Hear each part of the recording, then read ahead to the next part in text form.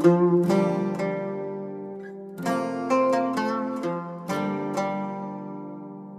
les gens! Aujourd'hui je vous reviens pour une spéciale auteure parce que j'avais envie de vous parler de Faiz Again. Donc Faiz Again, pour ceux qui ne la connaissent pas, c'est entre autres l'auteur de Kif Kif Demain. Donc Kif Kif Demain, il me semble que c'est son premier roman et elle l'a écrit dans des circonstances particulières puisqu'il me semble qu'elle avait 17 ou 18 ans et qu'à l'époque elle participait à des ateliers d'écriture au sein de son quartier. Elle a toujours écrit pour le plaisir, donc c'est quelque chose, je crois, qui l'anime depuis qu'elle est enfant. Elle avait écrit des pièces de théâtre et même des scénarios de films qui ont été récompensés, des scénarios de courts-métrages qui ont été récompensés, pardon, et elle s'était amusée lors d'un atelier d'écriture à commencer les premières pages de Kif Kif Demain. Et la personne qui animait l'atelier d'écriture s'est saisie des 30 premières pages pour être exact, et à l'insu de Faiza, en fait, a envoyé ces pages à la maison d'édition Hachette, qui a adoré et qui lui a proposé un contrat.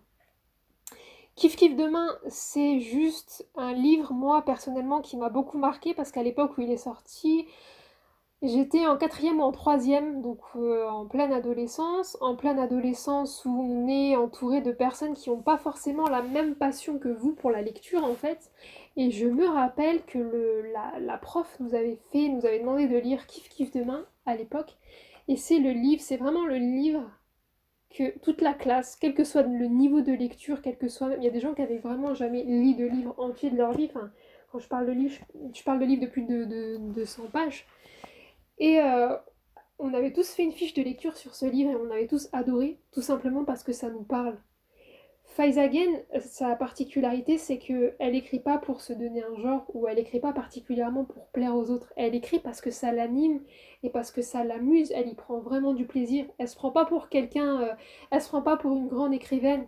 Elle nous donne d'elle-même, elle nous donne de son quotidien et ça nous parle forcément. C'est une fille, enfin, vous voyez juste la couverture, c'est une fille, quand on a 14-15 ans, on se dit, bah, c'est une fille comme vous et moi, et même pour l'héroïne de l'histoire, on s'y retrouve tellement, cette jeune fille avec ses complexes, Enfin, on pouvait faire un parallèle avec sa propre vie, et c'est là que c'était touchant, sachant que sa plume, elle est très, très incisive, et le rythme est très cadencé, parce que les phrases sont courtes. Du coup, c'est percutant, et ça vous garde en haleine sur 200 pages, sachant que que l'héroïne vit des choses, enfin des difficultés pour la plupart des gens, que la plupart des gens vivent au quotidien, en fait. C'est des difficultés qui sont communes à beaucoup de monde. Et quand je dis difficultés, je parle pas spécialement de difficultés financières, mais c'est les petits bobos du quotidien, c'est les petits tracas du quotidien.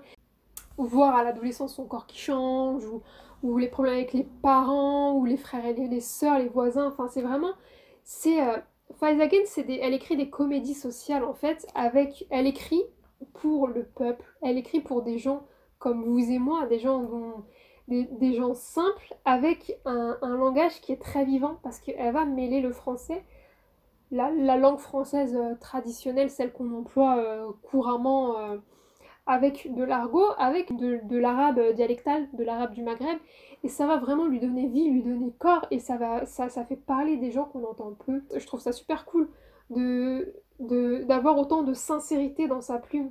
En fait, Faiz Again, c'est juste la fille, c'est juste ta grande sœur qui a envie de te donner des conseils et qui t'écrit en fait. Au lieu de te parler, elle t'écrit. Et pour les personnes qui aiment lire ou pas, c'est juste génial parce que c'est droit au but. Moi, Faiz Again, pour moi, c'est vraiment une autrice droit au but qui est sincère. Et avant tout, par-dessus tout même, je dirais, elle fait quelque chose qui est grandiose. Elle réalise quelque chose de grandiose. Et ça, c'est encore une fois un son insu. Elle ne le sait même pas, c'est qu'elle va influencer un bon nombre de jeunes femmes, en fait, qui vont voir en elle une référence et se dire, bah, si elle a réussi à écrire, si elle a réussi à se faire publier, c'est que c'est possible. C'est que c'est que le talent n'a pas de diplôme, c'est que le talent, la seule reconnaissance que vous pouvez avoir, c'est que les gens aiment ce que vous prouvent et vous disent qu'ils aiment ce que vous faites, ce que vous écrivez, ce que vous avez envie de leur transmettre. Et je pense qu'on a tous quelque chose à dire et elle l'a prouvé divinement bien. Elle nous représente dans un milieu, et quand je dis nous, j'inclus toute une classe sociale carrément, j'inclus les gens lambda qui n'ont pas forcément fait de grandes études ou qui se sont passionnés pour les lettres. Et je me rends compte que il y a des gens qui aiment les lettres, qui aiment la littérature, qui aiment l'écriture, et en fait qui ont ce syndrome de l'imposteur-là, et qui se disent pourquoi moi et pourquoi pas un autre. Mais en fait, on devrait même pas avoir à se poser cette question-là. Si on aime écrire, on devrait pouvoir écrire sans se soucier de l'image qu'on renvoie, en fait. Si ça nous anime et si ça peut toucher ne serait-ce qu'une seule personne, il faut le faire. Et je trouve que le message qu'elle véhicule, que c'est le message en tout cas qu'elle véhicule, de par juste le fait qu'elle aime ce qu'elle fait, elle se pose pas de questions, quoi. Elle a foncé à des ateliers d'écriture, elle a commencé son roman sans trop y croire, elle a écrit 30 pages et on lui a proposé un contrat. Le talent n'a pas besoin de diplôme. Je suis sûre qu'elle ne s'en rend même pas compte qu'elle a influencé toute une génération de personnes et qui se disent ah bah ok, si elle l'a fait, c'est qu'elle est comme nous quoi. Elle a pas. Enfin, on a deux pieds, on a deux bras, on a un cerveau qui fonctionne si on appuie un peu dessus. Et bah, si elle y est arrivée, c'est que on peut y arriver. Et pourquoi je vous parle de ça et pourquoi j'ai eu envie personnellement de vous parler de Faiz Again, c'est parce que j'ai rencontré via les réseaux sociaux, via Instagram, un collectif qui s'appelle le collectif Nuée de Plumes et qui est mené par Émilie Fatia sur Instagram. Et ce petit groupe de plumes a décidé de composer un recueil de poèmes, un recueil de nouvelles en fait. Un recueil qui s'intitule De guerre et d'espoir, donc et qui traite un peu de toutes les thématiques qui sont liées à ce que les enfants peuvent traverser en période de guerre, comment est-ce qu'ils perçoivent la guerre, est-ce que comment naît en eux l'espoir en fait, comment est-ce qu'on peut s'accrocher finalement à la vie quand on n'a connu que la guerre. Et ce collectif Nuée de Plumes, du coup c'est une dizaine de femmes qui a décidé de composer ce recueil, de travailler dessus et de reverser 80% en tout cas des bénéfices à deux associations au cœur de la précarité et solidarité migrants Wilson. Enfin, donc vous imaginez, c'est de se dire il y a des nanas qui aiment l'écriture, qui ont envie de transmettre, qui ont cette passion-là, et elles pensent même pas à elles se disent même pas un peu comme Faiz Again, on fait pas ça pour gagner des millions. On sait qu'on gagnera pas des millions en faisant ça. Donc ce qui nous intéresse, c'est pas le fric, c'est pas les diplômes, c'est pas la reconnaissance. Tout ce qu'on fait, tout ce qu'on sait, c'est que la plume nous anime et que en écrivant, on a envie de donner aux gens. Et je trouve que c'est l'exemple parfait.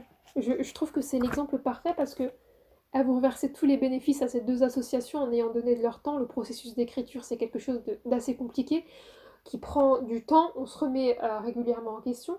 Faire ça, et c'est juste, ces femmes sont juste incroyables. C'est même pas, encore une fois, c'est pas pour elles qu'elles le font.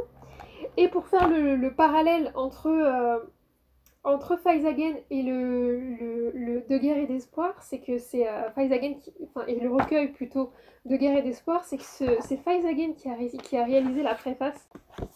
Je vais pas vous la lire, je vais pas vous spoiler. Achetez ce livre et vous la lirez, mais concrètement, ça restitue tout ce que je viens de vous dire de Faiz Again ou de ce collectif de femmes.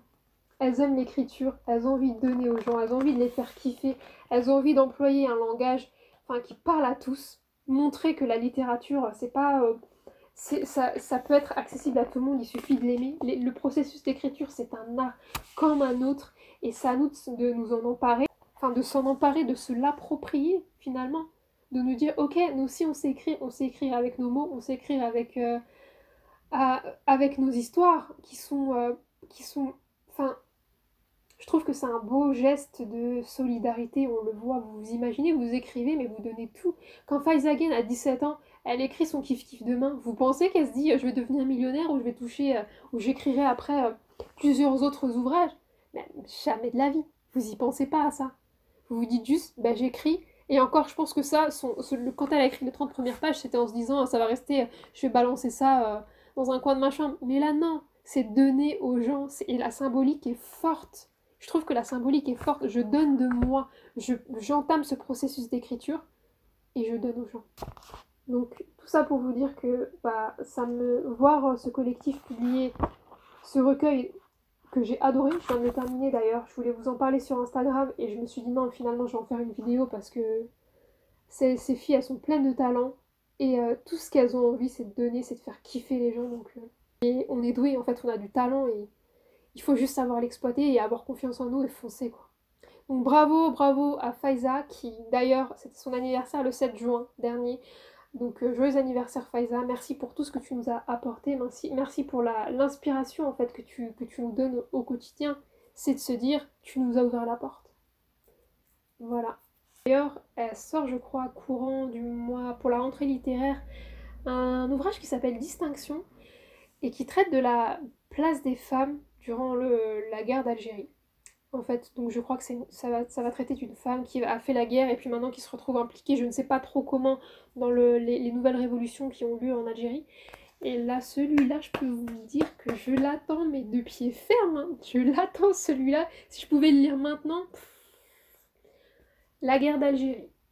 Une femme, un processus de révolte, mais c'est pour moi. C'est pour moi. Franchement, je l'attends. En plus, avec la plume de Faiza Gued, waouh! Comment vous dire, je l'attends vraiment de pied ferme. La rentrée littéraire, elle s'annonce lourdissime. Moi, je vous le dis. Enfin bref, si vous voulez soutenir les filles parce qu'elles ont fait un travail remarquable, franchement, j'avais envie de vous lire des passages. Attendez, est-ce que j'ai le droit? Est-ce que vous me donnez l'autorisation de vous lire un petit passage?